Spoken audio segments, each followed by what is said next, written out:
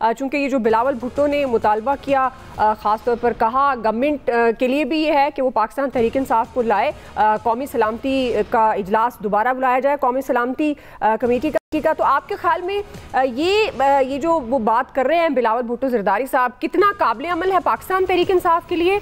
और क्या कौमी सलामती कमेटी का दोबारा इजलास बुलाना, PTI को इजलास में शिरकत के लिए कायल करना, क्या बिलावल भुट्टो के लिए आसान होगा?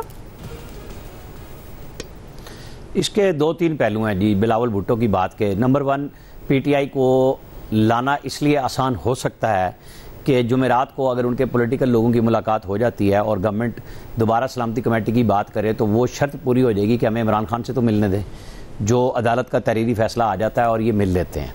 लेकिन बिलावल साहब जो बात कर रहे हैं वो वैसे बिल्कुल ठीक है, सियासी अप्रोच है, लेकिन जो सूरत-ए-हाल को गंभीर कर रही है वो है, जैसे अख्तर मैंगल साहब ने कहा है कि वो 28 तारीख को वहाँ से जुलूस लेके वर्ड से निकलेंगे और गिरफ्तारियाँ बलूचिस्तान में और सिंध में दोनों में पीपल्स पार्टी की हुकूमतें हैं, तो उन्हें अपने इंतज़ामी मामलात को, पहले ये पंजाब और KP में तो खामोशी रहते थे, अब बोल रहे हैं तो बहुत अच्छी बात है कि नेशनल लेवल पे, चूँकि सलामती कमेटी में भी बिलावल ने यही कहा था और मैंने उस दिन यहाँ पे अपने प्रोग्राम में बात ब्रेक भी की थी कि उनकी चीज़ें ये आ चुकी हैं कि वो कहते हैं कि पीपल्स पार्टी अपना सियासी किरदार अदा करने के लिए तैयार है आगे बढ़ के। तो नंबर 1, अख्तर मैंगल साहब के पास वज़ीर आला को भेजें, वहाँ उनसे अगर बातचीत करनी है, क्या करना है, वज़ीर आला जाएँ। ज़ाहिर है सियासी मुतालबात हैं, सियासी लोग हैं, उन्होंने बहू बेटियों की बात करके लोगों के जज्बात को उभारा भी है और उसी के ऊपर अपनी वो सियासत भी करने आ रहे हैं, क्योंकि एक तरफ उनके अपने ही अजीज़ों की, दूसरी तरफ हरबियार वगैरह से के साथ रिश्तेदारियाँ और ताल्लुक़ वास्ते भी हैं जो लोग किसी और तरफ जा चुके हुए हैं। तो ये बात देखने की है कि ये कितने सीरियस हैं खुद, और बिलावल साहब वहाँ पे जहाँ गिरफ्तारियाँ कराची में हुई हैं तो उन लोगों को नंबर 1 जो सियासी बात कर रहे हैं गिरफ्तार करना ही नहीं चाहिए। अगर आप कर रहे हैं उसकी जस्टिफिकेशन भी देते जाएं, बताते जाएं। अगर कोई BLA की हमायत कर रहा है, जैसे मलाला यूसुफजई ने इनडायरेक्टली कर दी माहरंग की बात करके, उसकी PTI कर रही है, मतलब वो अगर BLA की मजम्मत नहीं करती और जिनको ट्रेन हादसे में हमारे फौजियों ने जाके मारा है, आप उनको उनकी लाशें लेने के लिए जा रहे हैं। लाशें तो मैयतों की उन्होंने ही वसूल करनी है जिनके वो अजीज़ हैं, आप पॉलिटिकल पार्टी के तौर पे नहीं ले सकते। इसी तरह TTP के जो लोग हैं उनके साथ हमारी किस चीज़ की हमदर्दी हो सकती है? मैं आपको इंफॉर्मेशन की बुनियाद पे ये कह सकता हूँ कि जो पिछले 24 घंटे में डेवलपमेंट हुई हैं, जो अली अमीन गंडापुर लगे रहे हैं, वो ज़ीरो हो गई तमाम की तमाम के बात वहीं पे फिर है। 9 मई की सिर्फ माफ़ी नहीं है, अब उससे भी बात नहीं टलेगी, क्योंकि जो कुछ PTI करने जा रही है, जो कुछ कर चुकी हुई है और जो कुछ इकट्ठा हुआ है, तो वो तो नहीं हो रहा। हाँ, अलबत्ता सियासी तौर पे अगर PTI कोई रास्ता निकालती है, आज उनके वकला, हमारा प्रोग्राम चूंकि रिकॉर्ड हो रहा है और उसके बाद उनके वकला आके कोई बात करते हैं, हमें पता चलेगा वो, और जुमेरात की बात है कि कोई रास्ता इमरान खान और उनकी सियासी क़यादत निकालना चाहती है सियासी फ्रेमवर्क के अंदर कि बिल्कुल ठीक है, फिर मुशावरत को कौन रोक सकता है ये कहने से कि बिलावल गलत बात कर रहे हैं। लेकिन उसके लिए जो अमली इक़दाम है वो भी बिलावल साहब को करने चाहिए, प्राइम मिनिस्टर को भी करने चाहिए। ये बातें इसीलिए ज़रूरी हैं कि जो बातचीत करना चाह रहा है उससे बात करें, लेकिन जो पाकिस्तान के आइन से ऊपर होके हो रहा है उनके खिलाफ जो काइनेटिक ऑपरेशन है उसको तो और डबल ट्रिपल कर देना चाहिए कि उनको तहस नहस करें आप।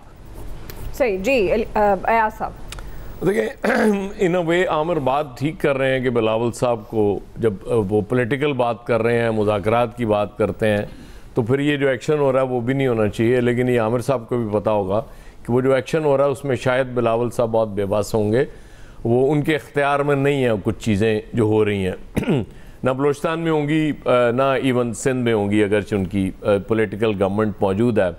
बहुत सी चीज़ों में हमारे प्राइम मिनिस्टर और फेडरल गवर्नमेंट बेख्तियार है, वो नहीं कर सकते। कुछ ऐसे एक्शन हुए हमने देखे, जब वो पहला मारंग बलोच जब इस्लामाबाद वो में एहतजाज हो रहा था, उस वक्त जो एक्शन हुआ था वो नहीं होना चाहिए था, वो पॉलिटिकल तरीके से हैंडल होता तो चीज़ें और तरह से होती। बहरहाल चूँकि रियासत ने ये तय किया हुआ है कि हमने 9 मई से आगे नहीं बढ़ना, 9 मई पे हम रुके हुए हैं, इसलिए बहुत सी चीज़ें दूसरी जगहों से ख़राब होती जा रही हैं जिन पे हम कंसंट्रेट नहीं कर पा रहे। ज़ाहिर है रियासत के फ़ैसले को अगर नहीं ठीक लगता उस पर तनकीद का तो हमें राइट है, लेकिन हम तब्दील उसे नहीं करा सकते। ज़ाहिर है वो रियासत जब तक खुद नहीं चाहेगी उसको तब्दील नहीं करेगी और उसका इख्तियार है। बिल्कुल मैं एक चीज़ कहा करता हूँ हमेशा कि रियासत हर चीज़ पे काबू पाने की अहलियत रखती है, उसके पास इतनी ताकत होती है, लेकिन ये फ़ैसला रियासत ने करना होता है कि वो डैमेज कम से कम होना चाहिए या मैक्सिमम डैमेज होना चाहिए, और कम से कम डैमेज पे कंट्रोल कर लिया जाए तो ज़ाहिर है वो सबके लिए बेहतर होता है, सबसे ज़्यादा रियासत के लिए वो बेहतर होता है। अब चीज़ें कॉम्प्लिकेटेड ज़्यादा होती जा रही हैं। अफ़गानिस्तान ठीक है, एक आप समझ रहे हैं जी इस वक्त पॉजिटिव एक मूव हो गई, वो आपके नुमाइंदे वहाँ जाके चीज़ें कुछ बेहतर कर आए, लेकिन ये इसको ये ना समझा जाए कि ये बिल्कुल ठीक हो गया अब सब कुछ, कि उसके बाद एक मतलब महाज तो हमने फतह कर लिया, नहीं, इस तरह नहीं होता। ये कॉन्स्टेंटली चीज़ें करनी पड़ेंगी, क्योंकि उधर अमेरिका अपनी तरफ से उनको इंगेज कर रहा है। दो हम ये क्लेम करते हैं कि दोहा में हमने इनको बिठाया था और वो, लेकिन जब मफादात होते हैं रियासतों के और मुल्कों के, वो फिर उन्हें परवाह नहीं होती हमें किसने बिठाया था और किसने हमारी बात शुरू कराई थी, वो फिर उन्होंने अपने उसमें से मफाद देखना होता है और फ़ायदे निकालने होते हैं। ये होता है बलूचिस्तान में भी। अख्तर मेंगल अब भी यही बात है, अगर बिलावल ये बात कर रहे हैं नेशनल सिक्योरिटी कमेटी का इजलास दोबारा होना चाहिए, पीटीआई, और सिर्फ पीटीआई की बात नहीं कर रहे, वो ये कह रहे हैं कि जो नई शरीक हुए उन सबको शरीक होना चाहिए। ये बड़ा आसान होता है। वो मैं देख रहा था आज़मा बुखारी साहबा का, वो हमारी इंफॉर्मेशन मिनिस्टर भी हैं पंजाब की, कि जी कान से पकड़ के ला सकते हैं तो ले आए। ये रवैये जो है ना हमारे सियासतदानों के, ये सबसे ज़्यादा गड़बड़ यहाँ से हो रही है। ये पॉलिटिकल रवैये नहीं है, शायद पॉलिटिशियंस अब बहुत कम रह गए हैं, वो हुक्मरान और ये इस तरह के लोग एमएनए और एमपीएस और मिनिस्टर्स हमारे पास ज़्यादा आ गए। वो जो एक पॉलिटिकल अप्रोच होती थी वो डिफरेंट होती थी, और इल्ज़ाम हमेशा पीटीआई पे लगता है कि जी इन्होंने, लेकिन आप यकीन करें दुआ, इनमें से कोई भी कम नहीं है, ये सब एक जैसे हैं। सिर्फ ये है कि इल्ज़ाम लगा रहे होते हैं ताकि हम पे इल्ज़ाम ना आए और हम बिल्कुल लगे कि जी हम बड़े अच्छे लोग हैं। बिल्कुल सही, अपनी नाम निहाद सियासत को बचा रहे होते हैं एक्चुअली। जी फैसल साहब, आपके ख्याल में बिलावल का मुतालबा हुकूमत और पीटीआई के लिए काबिल अमल है? देखिए, अगर सिर्फ शुगल मिला करना है, तफरी करनी है, पॉइंट स्कोरिंग करनी है, एक दूसरे को नीचा दिखाना है, तो फिर इस तरह के एक पार्लिमानी पार्टी का एक बेमकसद सा बेमाने इजलास दोबारा कर लें, और ऐसे बल्कि 100 इजलास कर लें, कोई नतीजा नहीं निकलेगा। अगर आपको संजीदा काबिज करनी है, अगर हम जितनी बातें सब लोग कहते हैं कि बड़ा हसास सूरत हाल से गुजर रहे हैं, इतनी तशवीशनाक सूरत हाल पाकिस्तान की कभी नहीं थी, और वाकई ऐसा हम दिल में भी समझते हैं, तो इस वक्त पाकिस्तान में फौरी तौर पे जो है ना वो ऑल पार्टी कॉन्फ्रेंस की ज़रूरत है। बहुत सारी ऐसी पार्टियां हैं जिनकी इस वक्त ऐवान में नुमाइंदगी नहीं होने दी गई, या नहीं है नुमाइंदगी, उसको यूँ कह लें, लेकिन वो इस मुल्क के या अपने इलाकों के एक बड़े अहम स्टेक होल्डर्स हैं। उनको आप ला ताल्लुक़ रख के इतने अहम फैसले नहीं कर सकते। उनमें बलूचिस्तान की बहुत सारी कौम परस्त जमातें, उनमें KPK की बहुत सारी जो है वो कौम परस्त जमातें, उसमें जमात इस्लामी के अमीर हाफिज नईम भी हैं।